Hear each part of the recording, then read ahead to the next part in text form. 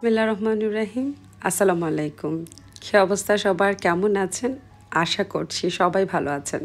আলহামদুলিল্লাহ, আপনাদের সকলের দোয়ায় আমি ও আমার দেশ দুজনই ভালো আছি।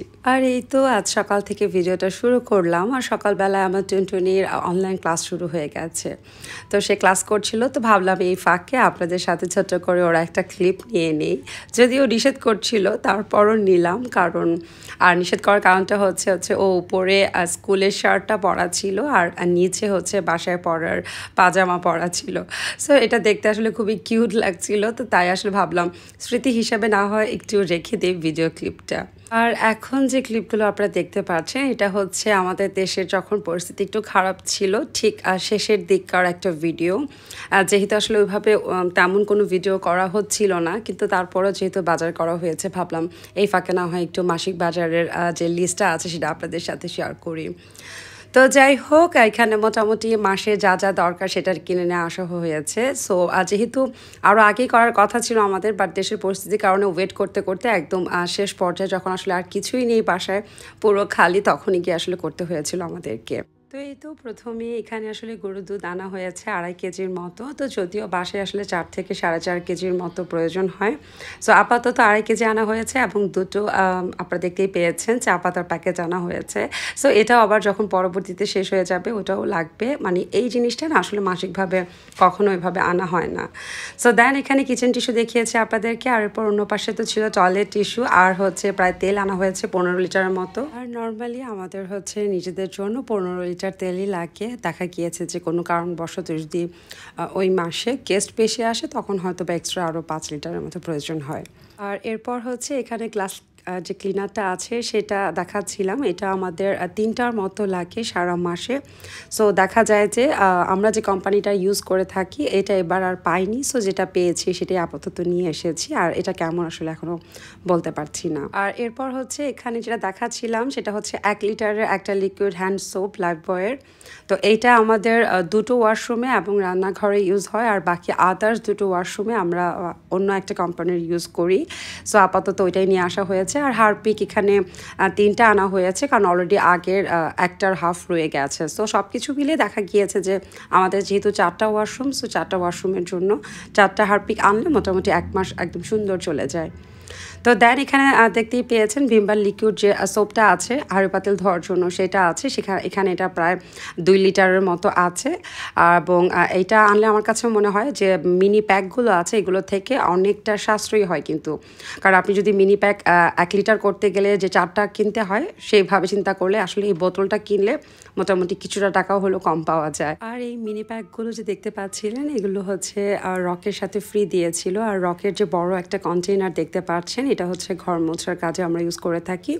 এটা হচ্ছে প্রায় 5 লিটারের মতো আছে এবং এই 5 লিটারটা কিনলে আমাদের মোটামুটি 1.5 মাসের মতো কভার হয়ে যায়। এরপর যেটা দেখাচ্ছিলাম কালো একটা বড় পলিথিনের মতো, এবং যেটাকে আসলে কস্টেপ দিয়ে মুড়িয়ে রাখা হয়েছে। এটা আসলে আমাদের ময়লা ফেলার জন্য পলিথিনগুলো আমরা কেজিতে কিনে নিয়ে আসি। তো মোটামুটি 3 কেজি পলিথিন কিনে নিয়ে আসলে আমাদের 1 মাস খুব ইজিলি চলে যায়। তো সেই ক্ষেত্রে দেখা যায় যে আপনি যে বালতিতে করে ময়লা ফেলছেন ওটার মধ্যে যদি পলিথিন দিয়ে রাখেন, সো প্রতিদিন নিতে আসলে আসলে জাস্ট পলিথিনটা উঠিয়ে দিলেই হয়, আর বালতিটা খুব ইজিলি পরিষ্কার করা যায়। তো সেই ক্ষেত্রে আসলে এতটা খারাপ লাগে না কি বালতিটা ধরতে গেলে। সো অন্যদিকে এখানে প্রায় 4টা ট্রিক্সের মতো আপনারা দেখেছেন। আসলে আমরা কিন্তু ভিমবার যে সোপটা আছে সেটাই ইউজ করে থাকি, তবে আজকে আসলে ভিমবারটা পাইনি বলে বাধ্য হয়ে ট্রিক্স যে সোপটা হয় সেটা নিয়ে আসতে হয়েছে। আর লাক্স সাবানটা আনা হয়েছিল আকলিমাদের ইউজের জন্য। আর অন্যদিকে হচ্ছে এখানে 4 কেজি চিনি আনা হয়েছে। মোটামুটি যদি কোনো খুব বেশি ধরনের মিষ্টি জাতীয় খাবার রান্না করা না হয়, তাহলে 4 কেজি চিনিতেই আমাদের আসলে পুরো মান্থটা খুব সুন্দর হয়ে যায়। আর এছাড়াও পাশাপাশি এখানে একটা সসের বোতল কিছুক্ষণ আগে দেখেছিলেন। সো ওই সসের বোতলটা আসলে মাসিকভাবে কেনা না, যখনই শেষ হয়ে যায় সুইট চিলি সস আর সেটা কিনে আনা রাখা হয় আর কি। আর এই তো এদিকে হচ্ছে হারপিক যে পাউডার হয় সেটার অনেকগুলো প্যাকেট দেখতে পেয়েছেন। যেহেতু কিছুক্ষণ আগেও বলেছি 4টা ওয়াশরুম, সো মোটামুটি এগুলো ক্লিন করার জন্য এই হারপিক পাউডারগুলো ইউজ করা হয়ে থাকে। আর এই তো এখন হচ্ছে রিন পাউডার দেখাচ্ছিলাম। এটা প্রায় হচ্ছে 6 কেজি করে কেনা হয়েছে। এখানে এক একটা প্যাকেট 2 কেজি করে আছে। তো দেখা গিয়েছে যে আম্মু এবং ভাইয়ার কাপড় কিংবা আমাদের বিছানা চাদর পর্দাগুলোকে আমরা রিন পাউডার দিয়ে ধুয়ে থাকি। তবে স্পেশালি আমি আর আমার হাজব্যান্ড আসলে আমরা সার্ফ এক্সেল ইউজ করি, কারণ কেন যেন রিন পাউডারটা আমার পছন্দ না।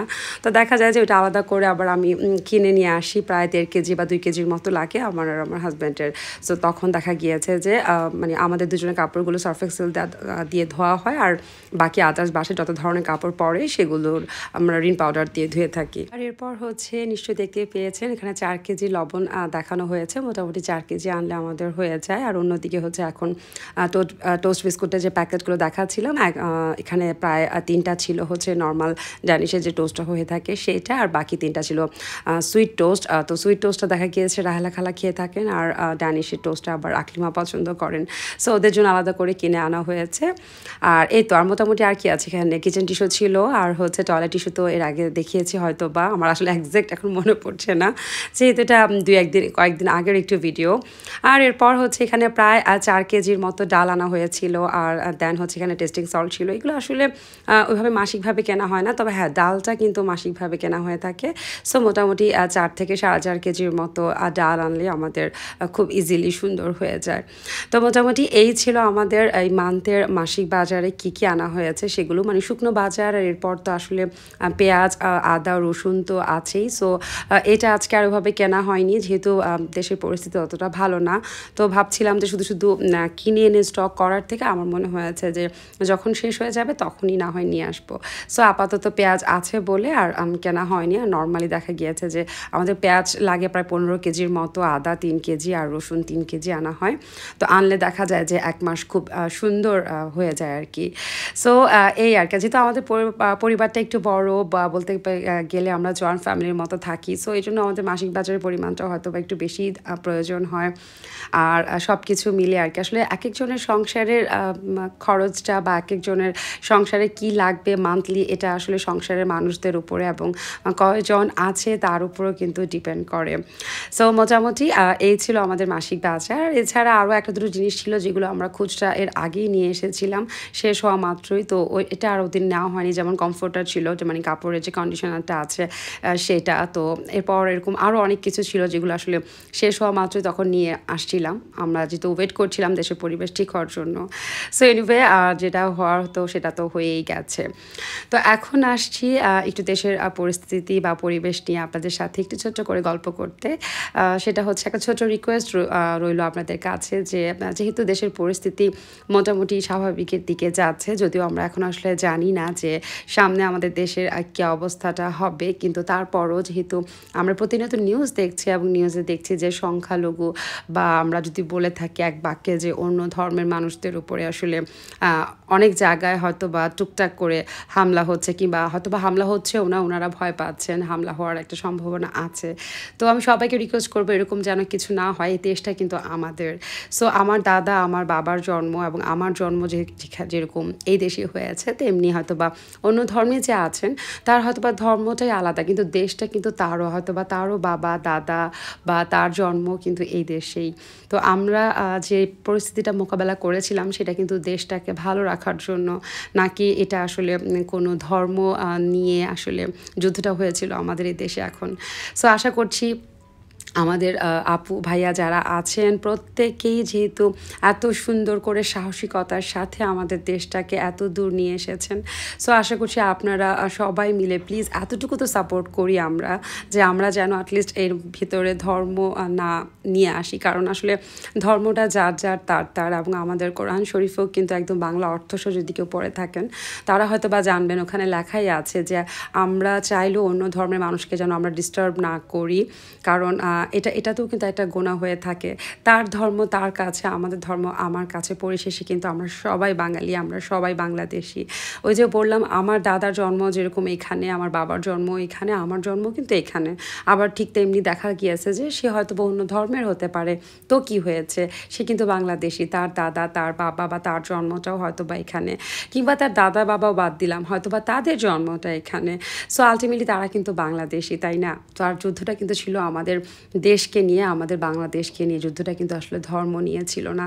সো সবাই প্লিজ আশা করছি আপনারা সবাই সবাইকে সেফ রাখবেন এবং সাহায্য করবেন, এবং এই ধরনের কোনো কিছু যেন আসলে না হয় সেটাই আমরা সবাই খেয়াল রাখবো আর কি। আর স্ক্রিনে নিশ্চয়ই আপনারা বেশ কিছু জরুরি নাম্বার দেখতে পাচ্ছেন, যেগুলো সেনাবাহিনীর তরফ থেকে দেওয়া হয়েছে। আমাদের বিভিন্ন এলাকা ভেদে আসলে এই নাম্বারগুলো দেওয়া হয়েছে। সো আশা করি আপনারা কিন্তু ভিডিওটা পজ দিয়ে এই নাম্বারগুলো চুকে রাখবেন কিংবা ছবি তুলে রাখবেন, কারণ যেহেতু প্রচণ্ড অরাজকতা হচ্ছে আমাদের দেশে এবং বিভিন্ন জায়গায় লুটপাট এবং ডাকাতি হচ্ছে, এবং খুব ভয়ঙ্কর আকারে কিন্তু আসলে ডাকাতিটা বেড়ে গেছে হঠাৎ করেই, এবং এটা খুব ভালো করে আমি বুঝতে পারছি হয়তো বা ডাকাতিটা কিন্তু কোনো শিক্ষিত লোক কিংবা কোনো ছাত্র দল কিংবা আসলে আমাদের দেশের যে সাধারণ জনগণ আছে, মোস্ট অফ দ্য যারা আসলে আমরা কিছুটা হলেও মনুষ্যত্ব বোধ নিয়ে থাকি, তাদের কেউই কিন্তু করছেন না, কিংবা আসলে যারা রাজনীতি করে থাকেন সেটা যে পক্ষেরই হয়ে থাকুক না কেন তারাও কিন্তু করছেন না। তো দেখা গিয়েছে যে ডাকাতিগুলো কিন্তু করছেন যারা আসলে এইগুলো করেই থাকেন বা তাদের জীবিকা নির্বাহ করে থাকেন, তারাই দল বেঁধে কিন্তু করছে। এগুলো কিন্তু নিউজে আসলে আমরা দেখতে পাচ্ছি।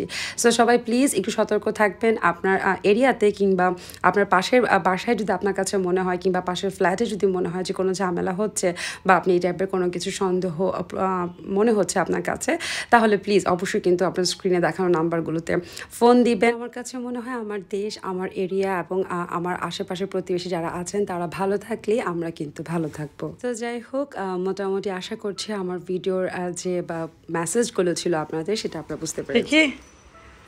তো বিশাল বড় পার্সেল, এত বড় পার্সেল দারাজ থেকে কি আনেছো? দেখো কি আনছি, খুলে দেখো আগে কি আনছি তারপরে। আরে তোমার আর হলো না। আমার কি হলো না, কাজের জিনিসই আনছি। তুমি পার্সেল পার্সেল পার্সেল আর পার্সেল। ইস, কাজের জিনিসই এনেছি সংসার, আগে খুলে দেখো তারপর। ঠিক আছে দেখছি। যাই হোক, ধরা খেয়ে গেলাম, কিছু বলার নেই। আমি ভেবেছি ধরা খাবো না, কিন্তু মজার বিষয় হচ্ছে ও বাইরে থেকে বাসায় ঢুকছিল আর এই টাইমে আসলে পার্সেলটা আসছে। সো ওই রিসিভ করেছে, টাকা দিয়েছে, তো বাসায় এসে হচ্ছে যাই হোক যেটাই হয়েছে। তো এনিওয়ে আমি ভেবেছিলাম ও বাইরে থেকে এসে এটা রেডি অবস্থায় পাবে, কিন্তু কি আর করার। তো তারপর আসলে বেচারাটাকে দিয়ে আমি এটা রেডি করিয়েছি। তো এখানে আসলে আরেকটা জুতা রাখার যে আসলে কি বলবো, এগুলোকে সেলফ বলবো, তো দারাজ থেকে এটা একটা আনিয়েছিলাম। এগুলো পোর্টেবল টাইপের, আপনি চাইলে যখন খুশি তখন এটাকে সরাতে পারবেন। আসলে আমাদের বাসায় লোক সংখ্যা বেশি, কিন্তু তার চেয়ে বড় কথা হচ্ছে জুতার কালেকশন এক একজনের এত বেশি যে জুতো রাখার আসলে আর জায়গা হচ্ছে না। যদিও আপনারা পাশে নিশ্চয়ই এটা খেয়াল করেছেন, মোটামুটি অনেক বড় কিন্তু একটা জুতোর আলমারি আছে আমাদের। তো এটার পরে দেখা গিয়েছে আমার কাছে আরেকটা আছে এরকম পোর্টেবল, যেটা আমি দারাজ থেকে কিনেছিলাম। সো ওইটা আবার ইউজ করে আমি বেশ মজা পেয়েছি। তো ভাবলাম আমার মেয়েটার জন্য নিয়ে আসি, কারণ আলহামদুলিল্লাহ ওরও মোটামুটি ভালো জুতার কালেকশন আছে। তো তাই আসলে ওর জন্যই জুতার যে সেলফটা আছে সেটা দারাজ থেকে আনিয়েছিলাম। তো সব কিছু এটা হচ্ছে মিলিয়ে আর কি, এটাকে বাসাতেই সেট করতে হয়, এবং এগুলো কেমন যেন একটা পেপার টাইপের। তো মোটামুটি চলে যায় মিনিমাম আপনাকে 3-4 বছর আসলে এটা নিয়ে চিন্তা করতে হবে না, যদি না এটাকে খুব বেশি আপনারা টানাটানি বা টানা হ্যাচড়া করে থাকেন। তো সব কিছু মিলে এই জন্য এটা আসলে মেয়েটার জন্য এনেছিলাম। তো এটা একটু কার্টুন ডিজাইনের আসলে, আর খুব বেশি ভ্যারিয়েশন ছিল না। আর এই যেটা দেখতে পাচ্ছেন এটা হচ্ছে বাসার যে কাঠের আলমারিটা আছে, এটা কিন্তু মোটামুটি ভিডিওতে দেখতে ছোটো মনে হচ্ছে, কিন্তু বেশ বড়। আর এই পাশে যেটা আছে এটাতেও ফুল আমার জুতা থাকে। ওই আলমারিতে দেখা গিয়েছে আম্মু, ভাইয়া, আমার হাজব্যান্ড, তাদের তো আছে, আমারও কিছু আছে, আর এটার মধ্যেও আমার বেশ কিছু জুতা আছে। পুরোটাই আসলে আমার জুতাই দিয়ে ভরা এটা। তো মোটামুটি এটা ছিল আসলে চেইন সিস্টেমের। তো আমি আমার মেয়ের জন্য এরকম চেইনের মধ্যে যাচ্ছিলাম, কিন্তু দেখলাম যে দারাজে কোথাও পেলাম না। সো বাধ্য হয়ে তখন ওটাই নিয়ে আসতে হয়েছিল। তো এই যেমন এটাও কিন্তু পোর্টেবল টাইপের, আপনি চাইলে জাস্ট খালি করে জুতোগুলোকে যেখানে খুশি সেখানে রাখতে পারবেন। কারণ আসলে এরপর আর এই জায়গাটা যেহেতু খুব ছোটো আমাদের, আর এখানে আসলে কাঠের আলমারি দিয়ে বা জুতা বানানোর সেলফ আর বানাতে চাচ্ছিলাম না, বা খুব হিজিবিজি হয়ে যাবে, তাই বাধ্য হয়ে আমরা মা মেয়ে দুজনেই পোর্টেবলের মধ্যে আসলে জায়গা করে নিয়েছি।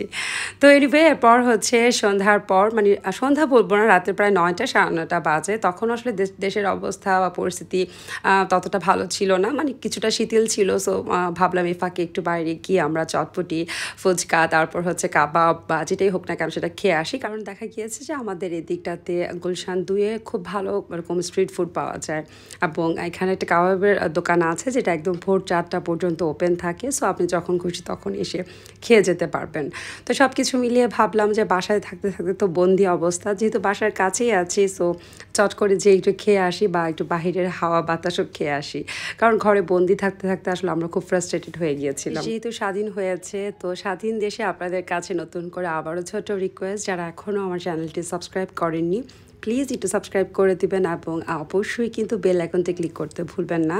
সেক্ষেত্রে আমার ভিডিও আপলোড হওয়ার সাথে সাথে আপনাদের কাছে নোটিফিকেশনগুলো পৌঁছে যাবে। আর এছাড়া ভিডিওটি যদি ভালো লাগে অবশ্যই কিন্তু ভিডিওতে একটি লাইক দিতে ও কমেন্টস করে জানাতে, কিংবা আপনাদের যদি কিছু জানার থাকে অবশ্যই কিন্তু কমেন্টস করতে ভুলবেন না। আমি কিন্তু অপেক্ষা করব আমার প্রিয় আপুদের কমেন্টসগুলো পড়ার জন্য। আর একটা ছোট্ট রিকোয়েস্ট রইল আমার সকল প্রকার ভিউয়ার্স আপু ভাইয়াদের জন্য, সেটা হচ্ছে স্বাধীনতা অর্জন করা থেকে কিন্তু স্বাধীনতা রক্ষা করাটা অনেক কঠিন। সো প্লিজ আমরা আসলে আমাদের স্বাধীনতাটাকে রক্ষা করি, আনন্দে ভেসে গিয়ে আসলে রাষ্ট্রীয় সম্পদগুলো আমরা যেন নষ্ট না করি। এছাড়া আমরা যেন আইন হাতে তুলে নিয়ে অরাজকতা পরিস্থিতির সৃষ্টি না করি, এটা কিন্তু অবশ্যই আমাদের দায়িত্ব। আর সেই সাথে তো আগেও বলেছি যে সংখ্যালঘু যারা আছেন কিংবা অন্য ধর্মের যারা আছেন তাদেরকে অবশ্যই আমাদের দায়িত্ব নিরাপত্তা দেওয়া, কারণ তারাও কিন্তু আমাদেরই দেশের মানুষ এবং তারাও কিন্তু আমাদেরই আপনজন। আর সব শেষে হচ্ছে বলতে চাই, প্রতিশোধের নেশায় মত্ত না হয়ে আল্লাহর শুকরিয়া আদায় করি যে আসলে আমাদের দেশটা অনেক দিন পর আমরা আবার শান্তি ফিরে পেয়েছি, কিংবা আমাদের দেশ শান্তির নিঃশ্বাস নিচ্ছে। আর এছাড়া লুটপাট ও ভাঙচুর যেন আমরা না হতে দিই সেদিকে অবশ্যই খেয়াল রাখবো। সো সবাইকে প্লিজ একটাই রিকোয়েস্ট করবো, সংযত আচরণ করি এবং পরিবেশটাকে নষ্ট না করি।